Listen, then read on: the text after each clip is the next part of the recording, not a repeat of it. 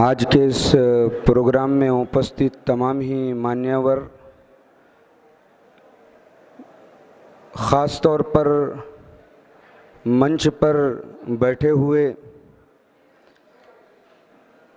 आदरणीय रवि प्रकाश वाडीकर जी, हुकुम सिंह साहब, भंते जी और दिगर मेरे भाई जो बड़े दूर से इस प्रोग्राम में राष्ट्रीय एकता सम्मेलन में तशरीफ़ लाए हैं, मैं दिल के गहराइयों से उनको मुबारकबाद देता हूं और उनका बहुत ज़्यादा आभार यहाँ पर प्रकट करता हूं। किसी शायर ने कहा है, रफ्ता रफ्ता जब हमारी शोहरतें बढ़ जाएगी, दोस्तों की मजलिसों में गीबतें बढ़ जाएगी।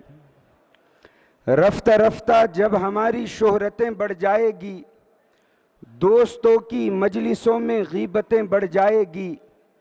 अरे एक दस्तरखान पर मिलजुल कर तो बैठो, घर की सूखी रोटियों में लज्जतें बढ़ जाएगी।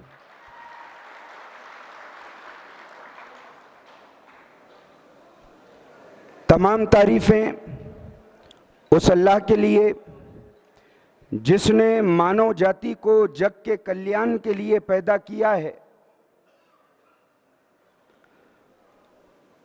और पवित्र ग्रंथ कुरान शरीफ में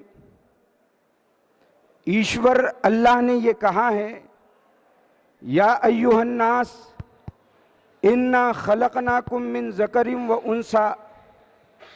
ऐ लोगो, अल्लाह ने, ईश्वर ने तुमको एक माँ बाप से पैदा किया है, तुम एक माता पिता की संतान हो।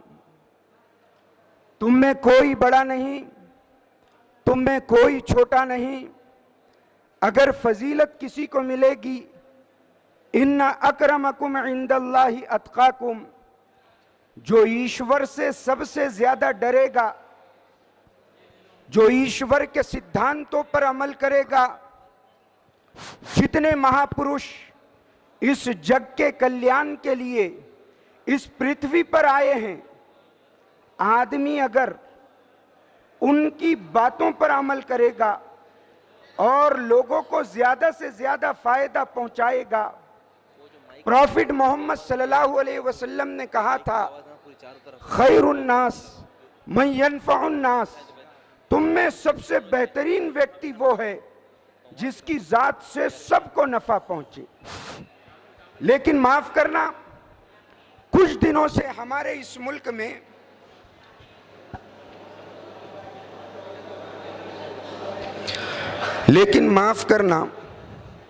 कुछ दिनों से हमारे खूबसूरत मुल्क में चंद लोग ये चाहते हैं कि राष्ट्रीय एकात्मता, हमारा आपसी इत्तेहाद वो लोग तोड़ दें और वो इस बात की कोशिश कर रहे हैं कि हम हिंदू को मुस्लिम से लड़वा दें, SC ST OBC समाज के भाइयों के खिलाफ मुस्लिम समाज को खड़ा कर दें, मुख्तलिफ जातियों के लोगों को एक दूसरे से हम लड़ाकर बरसों तक इस मुल्क में हुकूमत करें। आज की ये जनसभा उन लोगों को ये बता रही है, ये मुल्क प्रेम से चलेगा और जो प्रेम की भाषा नहीं समझेगा, ईश्वर ने जैसे दिल्ली में झाड़ू घुमाई है, इंशाअल्लाह पूरे मुल्क में झाड़ू घुमा देगा।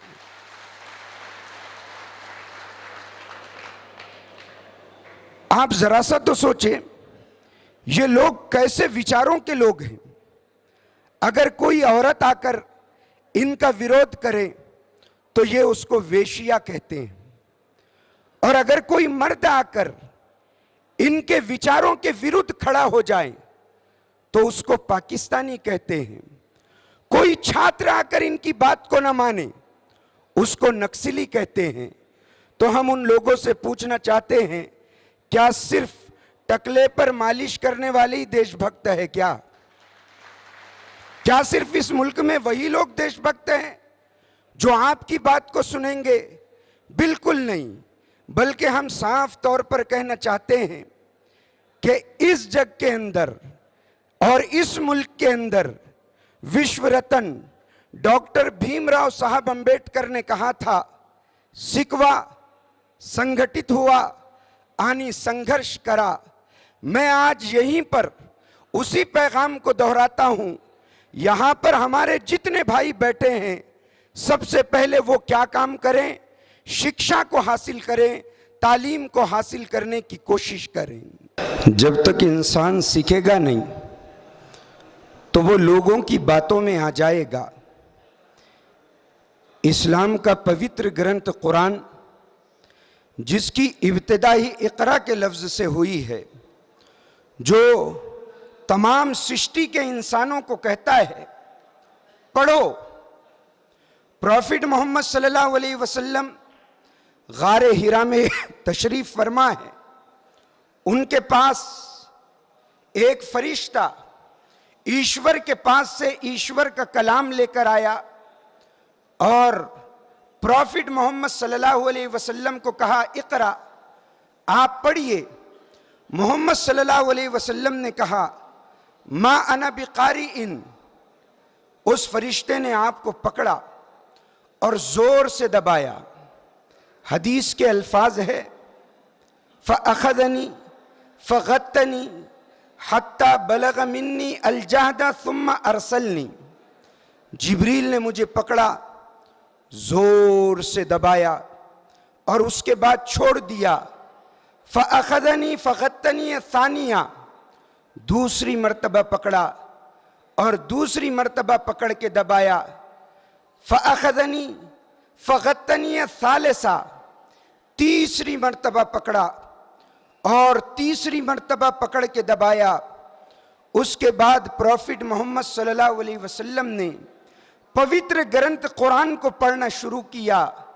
वो आयत जो सबसे पहले इस सृष्टि पर आई वो क्या थी? इक़रा बिस्मिक रब्बिकल्लज़ी खलक़। पढ़िए अपने उस रब के नाम से जिसने आप सबको पैदा किया है, हम सबको पैदा किया है। याद रखिए, जब इंसान पढ़ता है तो उसको पता चलता है कि जिस तरीके से इस पृथ्वी के ऊपर बहुत सी बातें ऐसी है जो अटल है। जैसे हर व्यक्ति को पता है एक दिन उसको मर जाना है। कोई आदमी ये नहीं कहता, चाहे वो रूलिंग में हो या विपक्ष में हो, कि रूलिंग वालों को मरना है, विपक्ष वालों को नहीं मरना है। हर इंसान इस बात को कहता है कि चाहे वो इस सृष्टि में कहीं का भी रहने वाला हो, उसके जीवन पर एक दिन ऐसा आएगा जब उसका अंत हो जाएगा और वो मर जाएगा। आप ये बात देख लीजिए, जैसे आप हम सब का इस बात पर इत्तेफाक है कि एक न एक दिन हम सब मर जाएंगे, उसी तरीके से इस बात पर भी सबका इत्तेफाक है कि मानव में मानवता होना चाहिए, उसमें क्रूरता नहीं होनी चाहिए, आदमी में आदमियत होनी चाहिए, उसके दिल में मोहब्बत होनी चाहिए।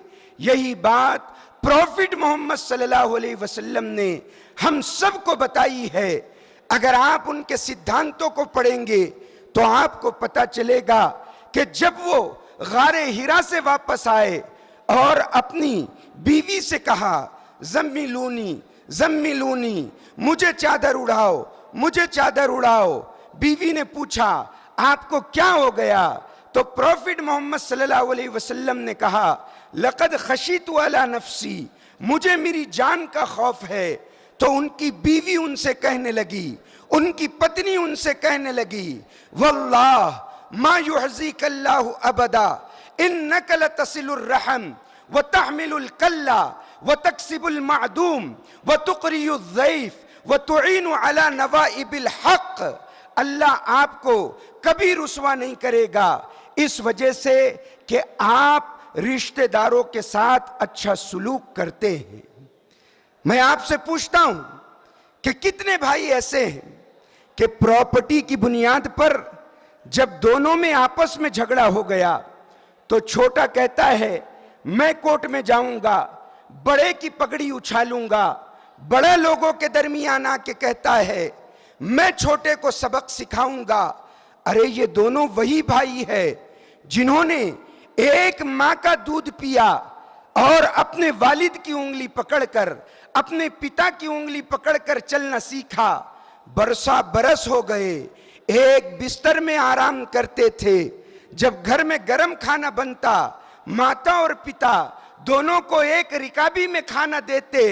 ये दोनों एक जमाने तक दोनों एक दूसरे के गम में शरीक रहे।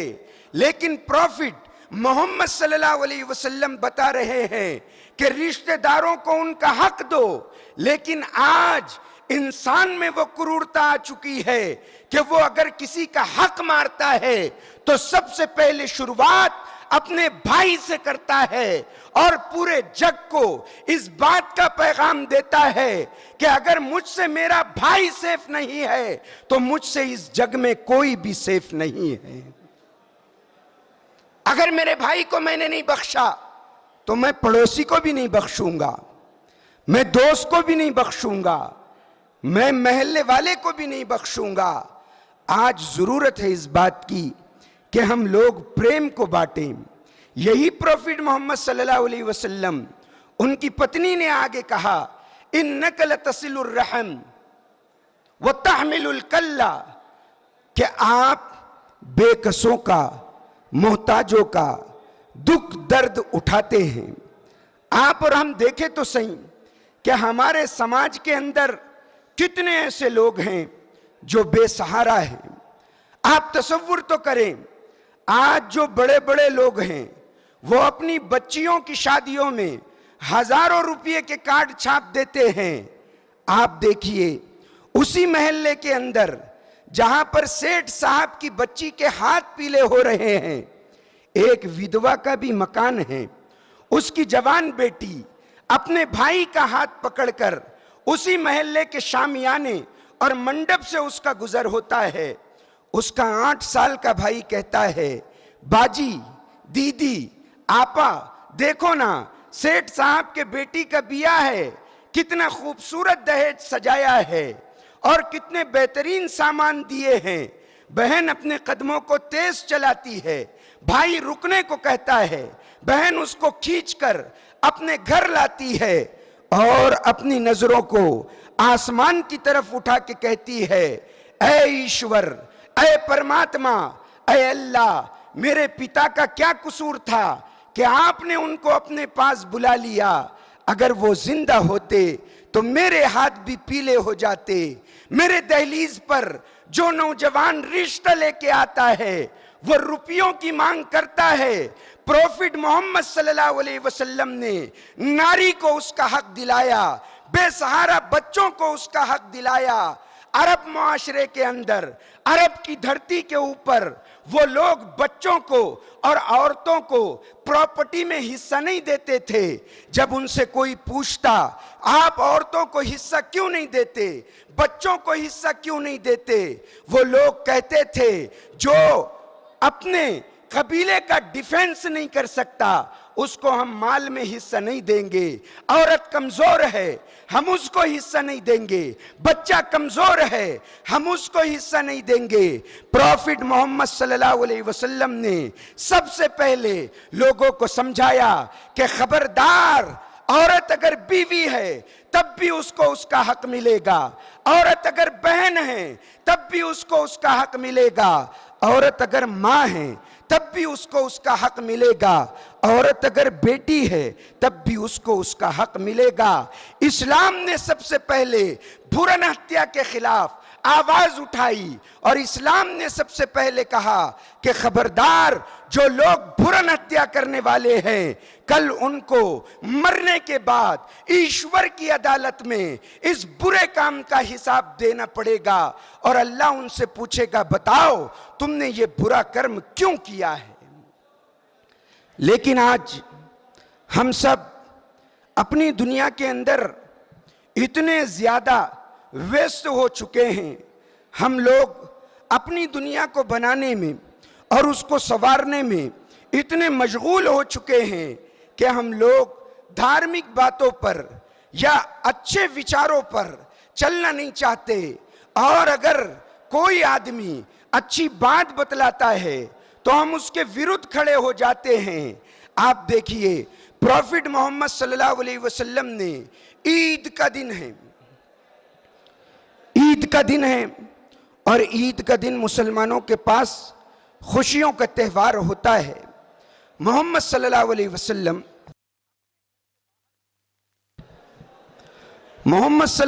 वसल्लम अपने घर से बाहर निकले।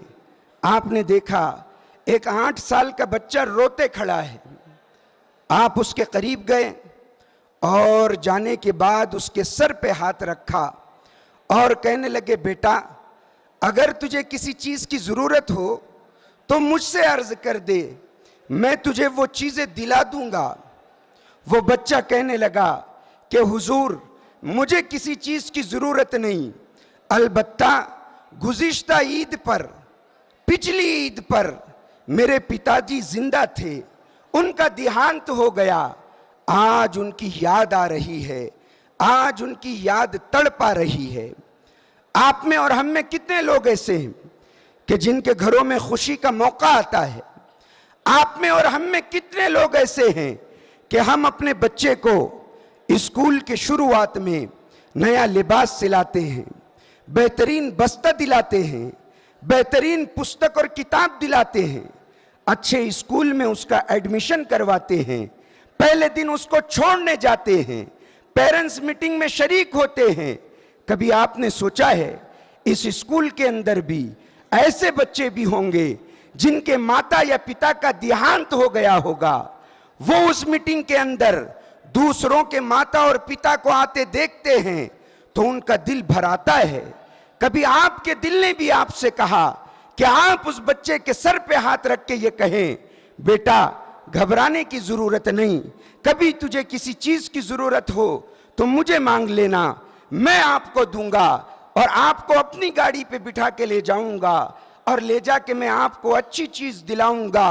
प्रॉफिट मोहम्मद सल्लल्लाहु अलैहि वसल्लम ने उस बच्चे को गोद में उठाया और उठाकर अपने घर लेकर आए।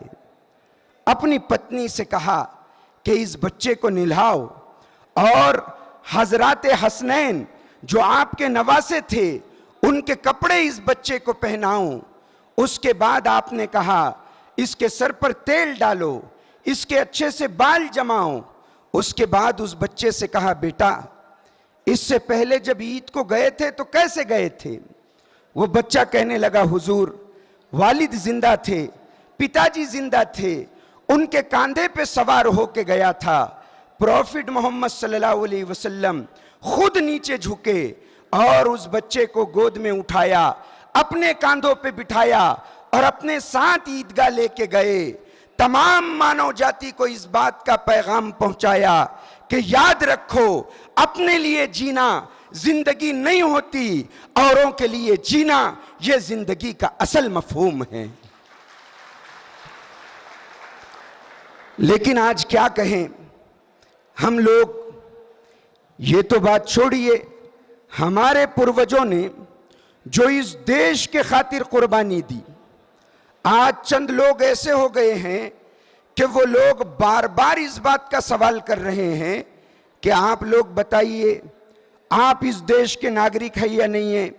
अरे कई 100 साल हो गए आपको और हमको साथ जिंदगी गुजारते, लेकिन आप ये क्या कर रहे हैं?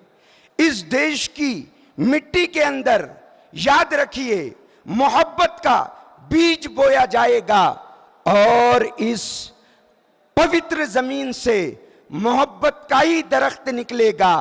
आज इस एकता सम्मेलन में आप मेरी बात को लिख के रख लें कि जो शख्स चाहेगा कि अपने गलत विचारों के जरिए से इस देश की पवित्र धरती में वो नफरत का बीज बोए और नफरत का दरख्त उगाए, तो मेरी बात याद रख लें, वो अपनी बात में कमजोर पड़ जाएगा और वो कभी भी कामयाब नहीं हो सकता।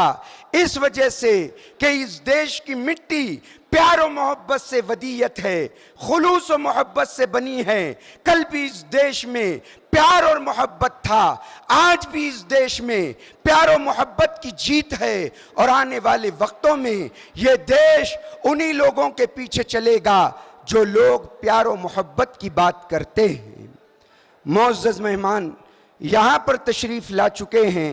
बहरहाल ये आज का हमारा सम्मेलन आप हम सबको इस बात की दावत देता है कि घर घर जाकर प्यार और मोहब्बत का चिराग जलाएं, लोगों को इस बात की दावत पहुंचाएं, इस सिद्धांत को और इस पैगाम को पहुंचाएं। इतनी बात कहकर मैं अपनी बात ख़त्म करता हूं। वस्सलाम। है हिंद में अनोखा मरकज़ तहफ़्फ़ुज़ दी, ये दी का तर्जुमा है मरकज़ तहफ़्फ़ुज़ दी।